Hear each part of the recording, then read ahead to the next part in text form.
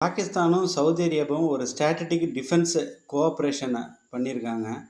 Saudi Arabia மேல எந்த நாடும் போர் தொடுத்துச்சுன்னா, பாகிஸ்தான் அட்டாக் பண்ணும். அதேபோல பாகிஸ்தான் மேல எந்த ஒரு நாடும் போர் தொடுத்துச்சுன்னா, சவுதி அரேபியா அட்டாக் பண்ணுவாங்க. இதுதான் அவங்களுடைய மியூச்சுவல் டிஃபென்ஸ் கோஆப்பரேஷன்.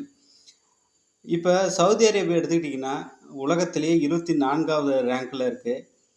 இவங்க கிட்ட F-15 ரக ஜெட்ஸ் இருக்கு. MI-A2 ரக பீரங்கிகள், DF-21 ரக மிசைல்ஸ் இருக்கு. இவங்க பொருளாதாரமும், ராணுவ உதவிகள்லாம் பார்த்தீங்கன்னா, பாகிஸ்தான் செய்றாங்க. எப்படி டர்க்கி பாகிஸ்தானுக்கு செய்தோ, இதேபோல உங்க குளோபல் ஃபயர் பவர்ல சவுதி அரேபியா 145 நாடுகள்லேருந்து கணக்கெடுத்ததுல 60 காரணிகள பார்ப்பாங்க. அதாவது troops number, weapons, financial status, அதோட ட்ரெய்னிங்கு, லாஜிஸ்டிக் சப்போர்ட்டு. இதில பார்த்தீங்கன்னா 0.420ல இருக்காங்க.